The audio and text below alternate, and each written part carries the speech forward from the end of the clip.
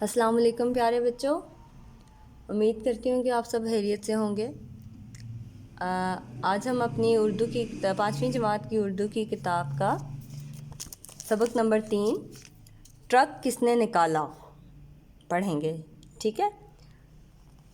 اس سبق کو پڑھنے کے بعد ہم اس قابل ہو سکیں گے کہ ہم جو ہے اپنی سوچ کی، اپنی سمجھ کے مطابق جو ہیں مسئلوں کا حل نکال سکیں، ٹھیک ہے؟ اخباروں اور رسائل میں جو بھی مضامین یا کہانیاں ہوتی ہیں ہم ان کو پڑھ سکیں۔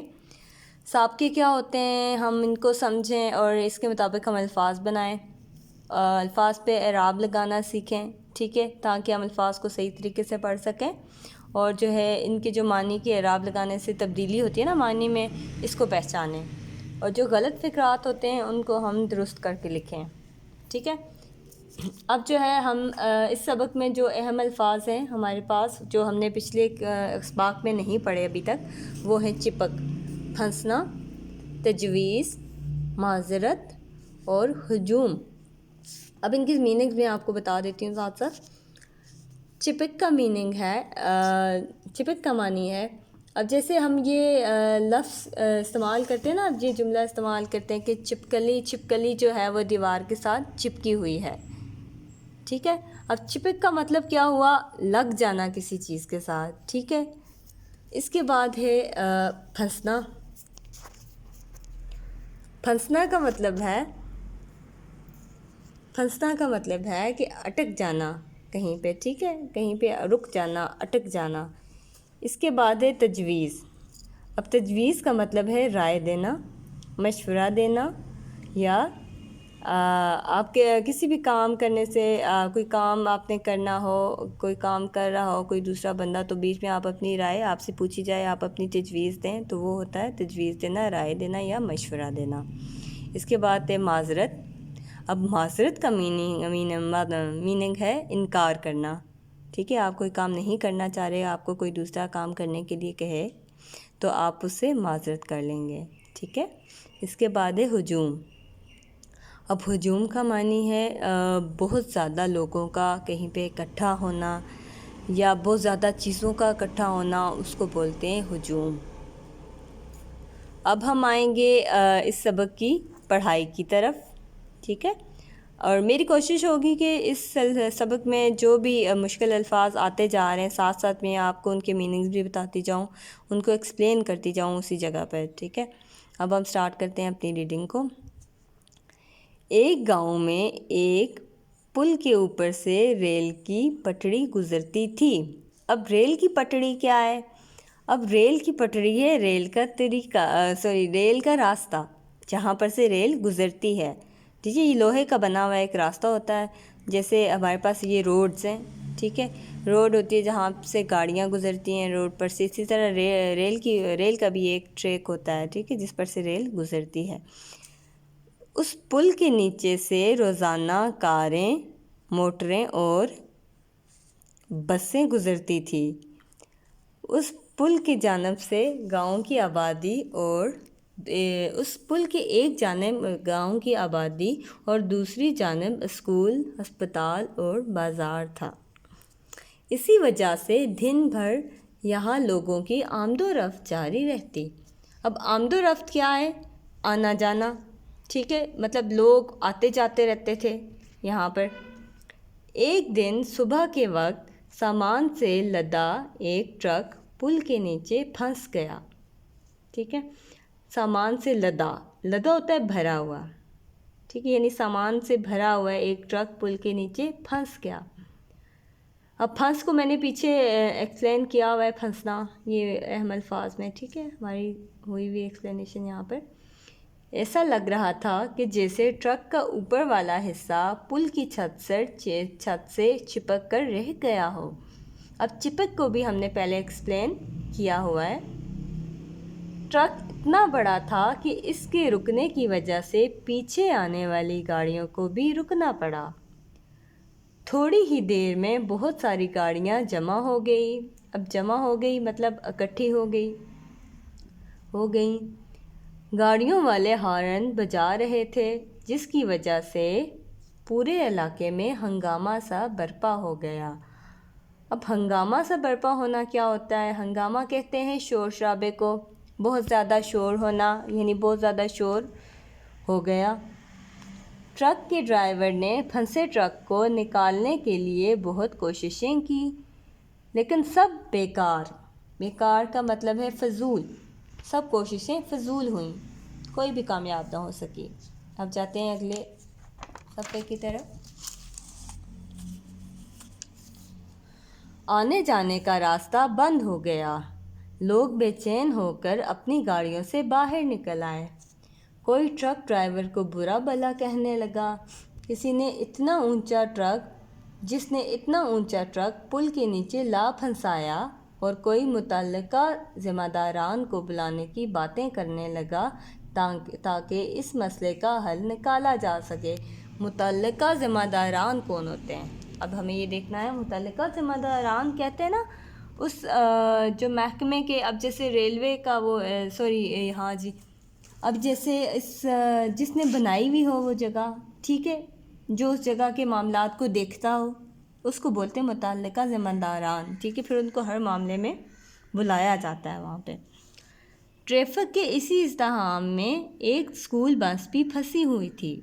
ازدحام ہوتا ہے ہجوم، رش۔ بچوں کو اسکول سے دیر ہو رہی تھی، لیکن مسئلہ اب بھی جوں کا توں تھا۔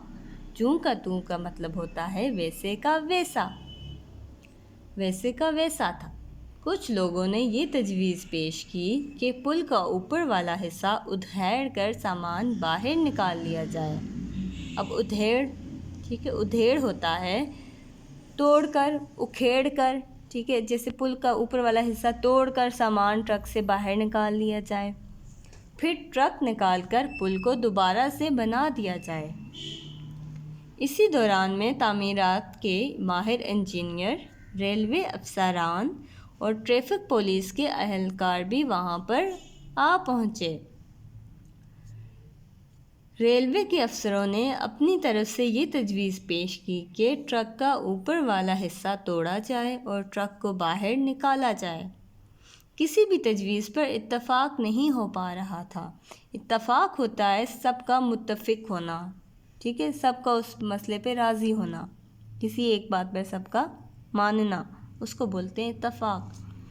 کیونکہ کوئی بھی اپنا نقصان اٹھانے کے لیے تیار نہ تھا۔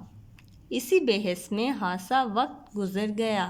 بحث بولتے ہیں تکرار کو، ٹھیک ہے، آپس میں کسی بات پہ بھی متفق نہ ہو، جہاں پر ہر کوئی اپنے رائے دے رہا ہو، ٹھیک ہے، تکرار جاری ہو، اس کو بولتے ہیں بحث۔ گاڑیوں کے ہارن مزید اونچے ہو گئے اور لوگوں کی پریشانی بڑھتی چلی گئی۔ لوگ کبھی پل کو دیکھتے اور کبھی اس ٹرک ڈرائیور کو جس کی وجہ سے یہ مصیبت آئی تھی، لیکن اس مسئلے کا کوئی حل کسی کی سمجھ میں نہیں آ رہا تھا۔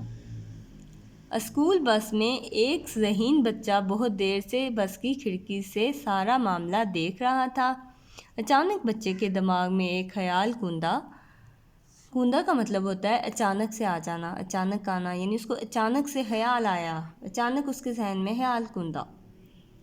وہ جلدی سے بس سے اترا اور ہجوم میں سے راستہ بناتا ہوا ان افسران تک پہنچا جو مسئلے کے حل کے لیے سوچ بچار کر رہے تھے۔ سوچ بچار کا مطلب ہوتا ہے سوچنا، ٹھیک ہے، معاملے کو حل کرنے کے لیے جو ہے وہ ترکیبیں کرنا، سوچ رہا ہونا۔ وہ پہنچتے ہی اس نے بلند آواز سے کہا، السلام علیکم انکل، مجھے اس مسئلے سے نکلنے کا ایک طریقہ معلوم ہے۔ اس آواز پر سب نے مڑ کر اس ننھے منھے سے طالب علم کی طرف دیکھا جو گلے میں بستہ لٹکائے ہجوم کے بیچ کھڑا تھا۔ بیچ بولتے ہیں درمیان کو، یعنی ہجوم کے درمیان کھڑا تھا۔ پہلے تو کوئی ایک چھوٹے سے بچے کی بات سننے کے لیے تیار ہی نہ تھا، لیکن سب بحث سے اتنا تھک چکے تھے، اتنا تنگ آ چکے تھے کہ کسی نے بھی منع کرنا مناسب نہ سمجھا اور بے دلی سے بچے کی بات یوں سننے لگے جیسے اس سے کسی بھی عقلمندانہ بات کی توقع نہ کر رہے ہوں۔ اگر آپ اس ٹرک کے تمام پہیوں کی ہوا نکال کر کم کر دیں تو ٹرک نیچے ہو جائے گا، پھر اسے نکالنا آسان ہو جائے گا۔ افسران بچے کی اس بات پر بے حد حیران ہوئے اور خوش بھی۔ ننھے طالب علم کی یہ تجویز انہیں بہت پسند آئی۔ انہوں نے حکم دیا کہ ٹرک کے پہیوں سے ہوا نکال کر کم کر دیں۔ اب پہیے ہوتے ہیں نا جو ٹرک کے نیچے جو ٹائرز لگے ہوتے ہیں جن کی وجہ سے ٹرک چلتا ہے، ٹھیک ہے، اس کو کہتے ہیں پہیے۔ لوگوں نے حکم پر عمل کیا، پہیوں کی ہوا کم ہو گئی تو ٹرک آسانی سے پل کے نیچے سے باہر نکل آیا۔ افسران نے بچے کو شاباش دی اور کہا اس ننھے طالب علم کی ذہانت نے ہمارا مسئلہ حل کر دیا۔ وہاں موجود سارے لوگ اس ذہین بچے کو دیکھنے لگے جس نے اتنے بڑے مسئلے کو آسانی سے حل کر دیا تھا۔ حکومت کی طرف سے اس بچے کو بہت بڑا انعام دیا گیا۔ انعام ہوتا ہے کسی سے خوش ہو کر آپ اس کو جو ہے وہ تحفہ دیتے ہو، اس کو بولتے ہیں انعام۔ اس بچے کی ذہانت کا چرچا پھیل گیا۔ چرچا ہوتا ہے نا شہرت پھیلنا، ہر جگہ مشہور ہو جانا۔ اخبارات میں اس کی تصویر چھپی، اس کے رشتہ داروں اور دوستوں نے اسے مبارکباد دی اور یوں ایک پل بھی ٹوٹنے سے بچ گیا۔ اچھا، اب ہم نے اس سبق میں کیا سیکھا؟ اس سبق میں ہم نے آج سیکھا ہے کہ ایک چھوٹا سا بچہ، اسکول کا چھوٹا سا بچہ جس نے اپنی ذہانت کی وجہ سے، اپنی سوچ کی وجہ سے جو ہے وہ اتنے بڑے مسئلے کا حل نکالا ہے، ٹھیک ہے۔ تو اب اس چھوٹے سے بچے کو دیکھتے ہوئے ہمیں بھی تو یہی چاہیے نا کہ ہم اپنے دماغی صلاحیتیں جو ہیں ہم ان کو بروئے کار لائیں، اپنا ذہن استعمال کریں۔ کہیں پہ کوئی مسئلہ درپیش ہوتا ہے، کوئی معاملہ ہوتا ہے کہ ہمارا کام ہے کہ ہم اپنے ذہن پہ زور دیں، خود اس مسئلے کا حل سوچیں کہ اس معاملے میں کیا کیا ہو سکتا ہے کہ وہ معاملہ حل ہو جائے۔ جب چھوٹے سا بچہ، ایک اسکول کا چھوٹا سا بچہ یہ کام کرتا ہے تو ہمیں بھی چاہیے کہ ہم اپنا دماغ لگائیں، بجائے اس کے کوئی بھی معاملہ درپیش ہو ہمیں تو ہم دوسروں کی طرف دیکھیں کہ دوسرا کوئی آئے گا اور اس مسئلے کا حل نکالے گا، ہم خود اس مسئلے کا حل نکالیں۔